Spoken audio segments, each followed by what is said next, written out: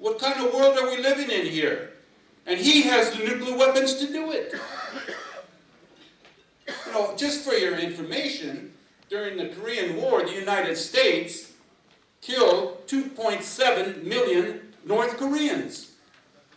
Do you think they have a memory in North Korea? Yeah. And they might want nuclear weapons to counter the nuclear weapons the United States is threatening them with. Okay, well that's the kind of world. Well, let's suppose that that world cannot go on forever like that. Or let's say it can't even go on for another 50 years, 30 years, 20 years, 10 years, 5 years. When is the crisis going to occur? So what would you do? What would you do if you could do something about those kinds of crises?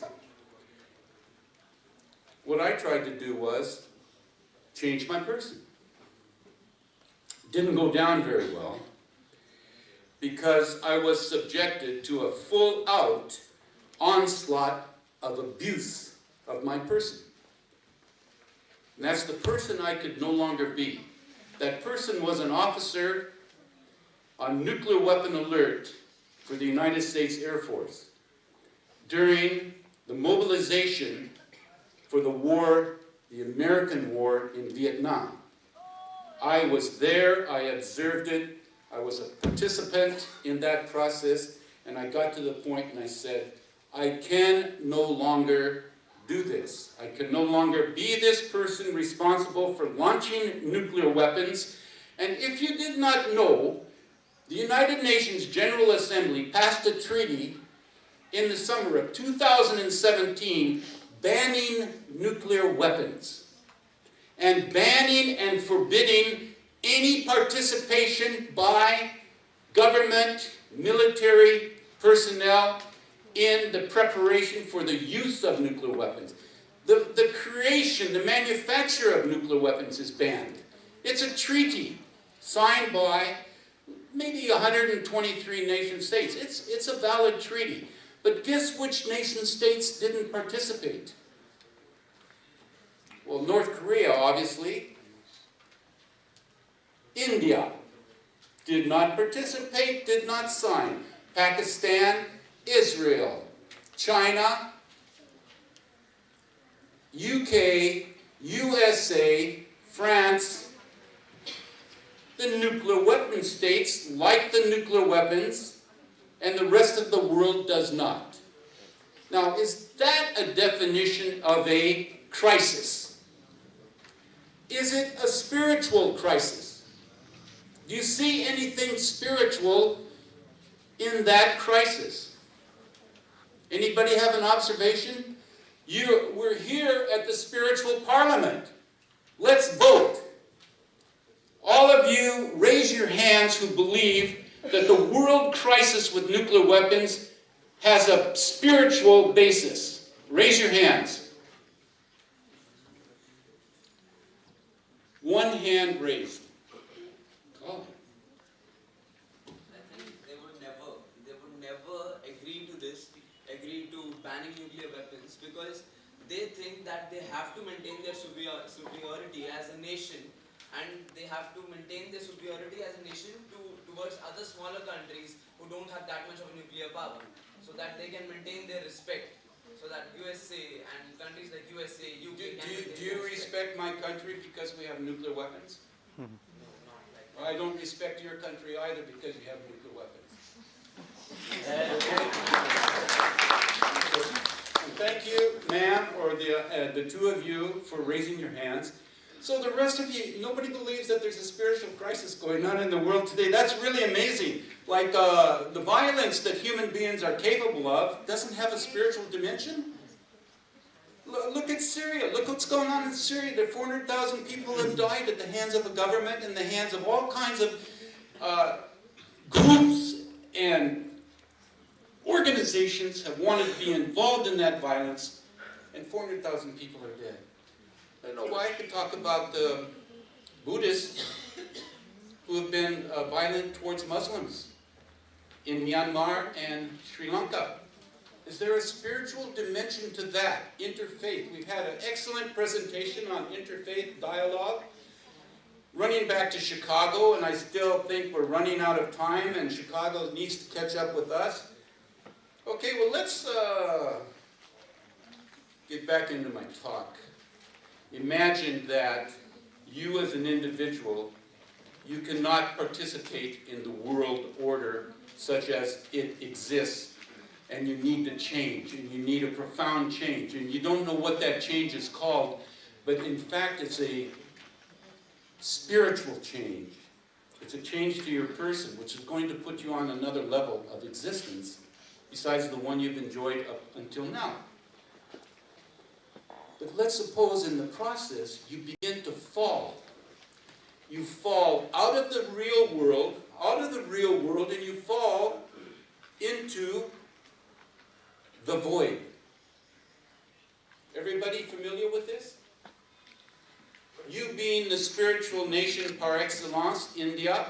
Indians, are you familiar with the fall into the void? Anybody here ever experienced such a fall? No? We are not falling and we are just rising above our current presence. We cannot call that falling. I'm not talking about that. I'm talking about an individual literally falling out of the world. The individuals I referred to in the beginning as psychotic and schizophrenic have fallen.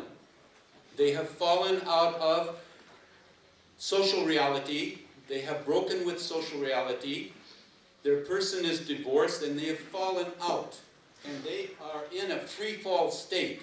And I think what happens in psychiatry is that we attempt to arrest the fall by giving them medication and stopping them in a process which we consider very dangerous because we've never gone through it and we don't know where it goes. Well, let's suppose you're in a process of fall or radical change and you don't know where it goes. It can be very frightening. And fear is a major element involved in these changes of personality, which are known as, up until now, psychosis. But let's give it another name. Let's call it a spiritual emergency. Emergency. Bells clanging, sirens wailing. This is an emergency. Rush this person to the hospital. He's a psychotic. Get him under medication. Strap him down. Knock him out. Liquid truncheon. Destroy the brain, stop the thought processes. This happens all over the world. And even worse. And it happened to me. And while I was in that condition, I lost my voice. And maybe that's why I'm going on and on. No, I lost my voice. And it's really a horrible thing to have happen, especially when you're locked up, drugged, kept in confinement, solitary confinement, and you lose your voice, and who are you going to appeal to? Who are you going to appeal to at the point where you've lost your voice? Other than yourself. And I did by writing, stillness is most difficult, for there we discover, in facing the real, nothing. And Sri Aurobindo would love that. And he knows it, he knew exactly what I am saying. So that's not a description of something that I didn't live, because I lived a spiritual emergency, and my feeling at the time was the people around me just did not understand what was going on. And so I had to get out of that situation. It was not easy. Just be assured that in the United States, during the Vietnam War, there was a peace movement inside the Pentagon, within the military. There were many officers and many enlisted people who were opposed to what we were doing in Vietnam. And I got a call in the psychiatric ward from a colonel in the Pentagon that said, "Lieutenant Berglund, we know you're in there and we're kind of going to try to do everything we can to get you out."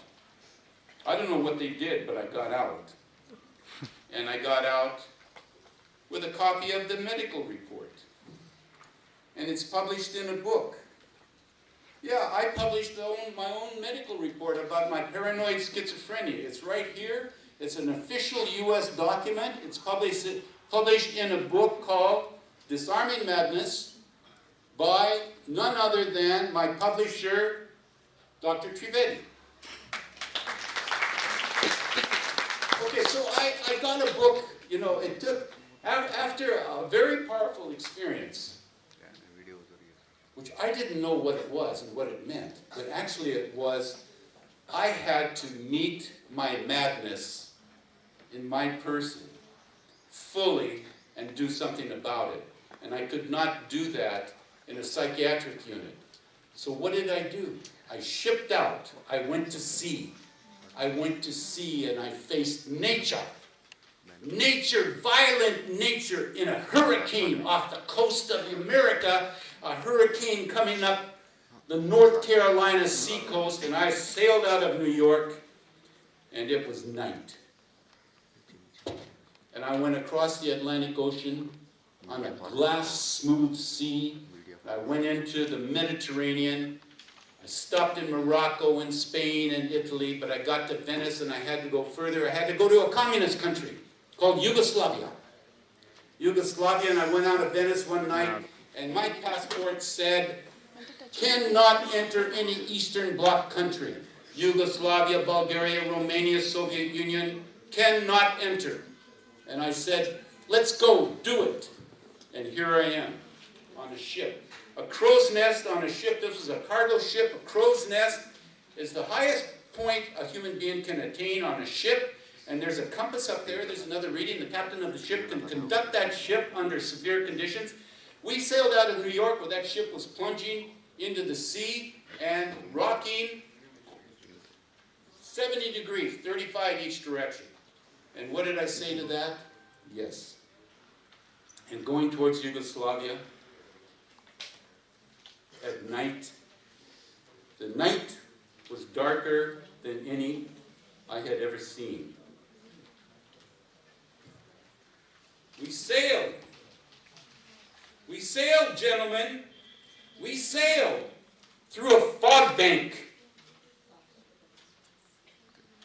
Then beneath a full moon, the sea was lighted dead ahead in direction of Yugoslavia. Behind me, all was chaos. I tried to forget, to lose my wits.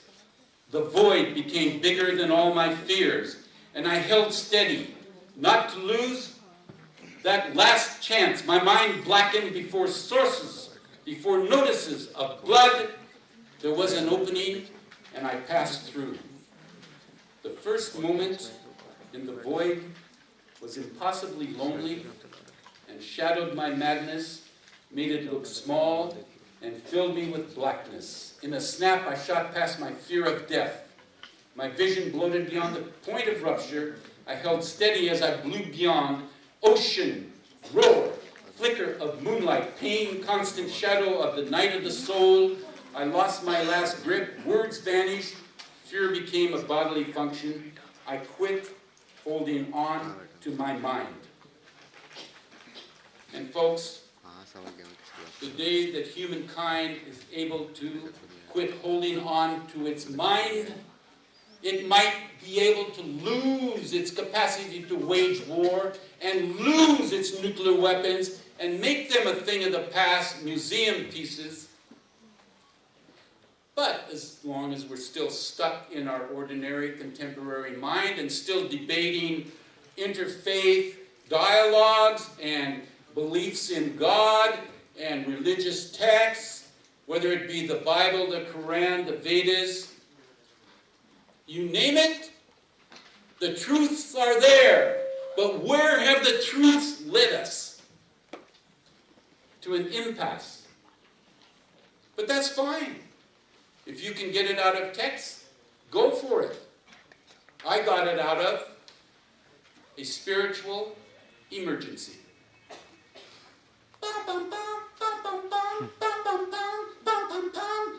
That's the siren.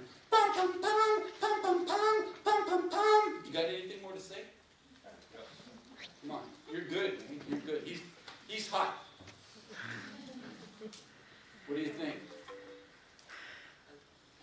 I agree to what you say that once we once we achieve the spiritual emergency and we cross it, then I think that we can achieve world peace at a true level. Yeah. You're too good, man. You're too good. Okay? He's my man. He's my main man. Okay? And I discovered somebody here today, and I really appreciate that. And I had a great chance to talk. Thanks everybody, all the organizers and Dr. Trivedi. Thank you all for your patience. I know I'm not an easy customer to deal with, but why should I be easy? What's easy about it? Why should it be easy? Well, let's go do meditation and yoga, and everything will be all right. We'll be spiritually enlightened and everything. And then we won't be even very nice to the person in the street. We won't even say hello, and we'll be our ordinary selves. Come on, people, let's be honest about it. Okay. Thank you very much. I'm Gregory Berglund. I do come from the USA. My heart is here. Friends, now is the time for presentation of the first phase, rather second phase of awards. We invite Honorable Chief Guest Malar Jalaji, the National Chairperson of the National Commission of Safai Karmcharis, to kindly come this side, present the awards. He will be assisted by the Head of Chancery and Charge the Affairs of Azerbaijan Embassy, Mr. Jehu. We have great pleasure in welcoming Dr. R.K. Gupta and his team members, PhD DAV College. Dr. R.K. Gupta, Principal, please come. PhD DAV College.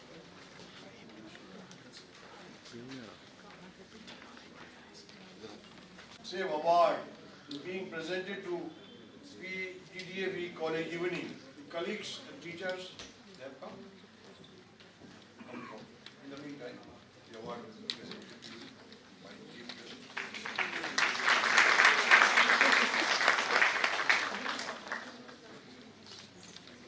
May I call upon Tripathi, please come and help us present the award. Kneel up now. There is another award. There is an award for Dayal Singh College, and they have been selected for introducing a spiritual and value-based education in the college.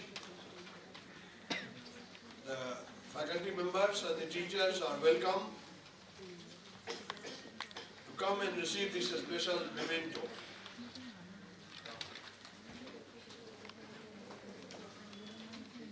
Please come.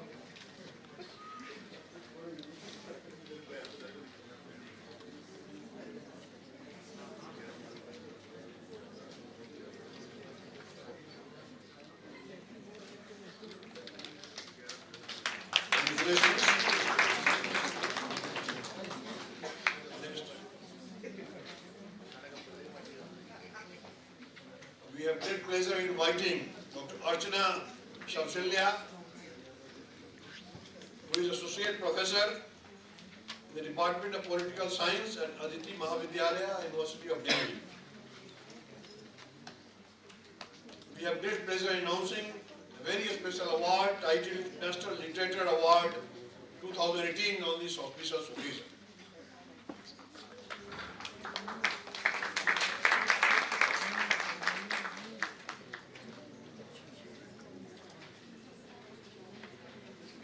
Sangeeta Majumdar, is she there? Sangeeta Majumdar is there? Okay, last time we had invited you, please come. National Kathak Dance Promotion Award. She is a renowned Kathak dancer and also educator, so we have great pleasure in announcing the National Kathak Dance Promotion Award to be conferred upon her. Sangeeta Majumdar. Congratulations.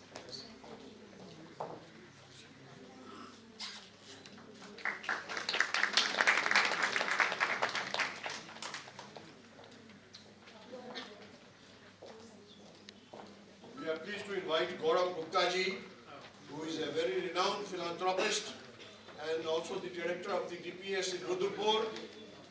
Mr. Gaurav Gupta is being invited for receiving the National Philanthropy and Social Activism Award. our chief guest and the guest of honor will present this award.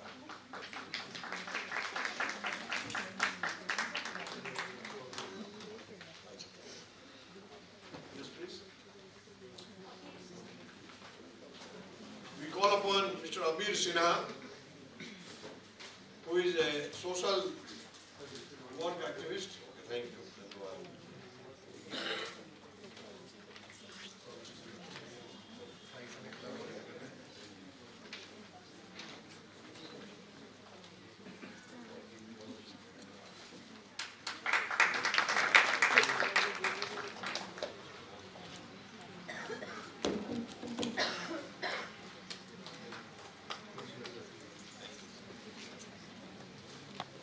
Receiving National Social Work and Development Award, Abir Sinha, congratulations.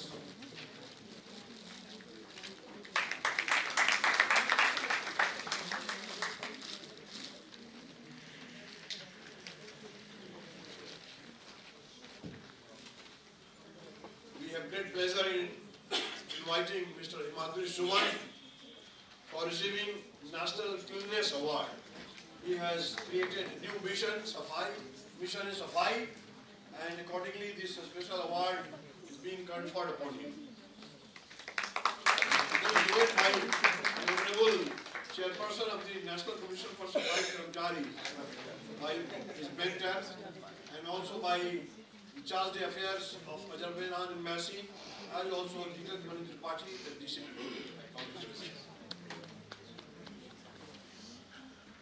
May we call upon Chandramani Shukla, who is a great scholar, and he is a renowned person in describing the Bhagavad Katha.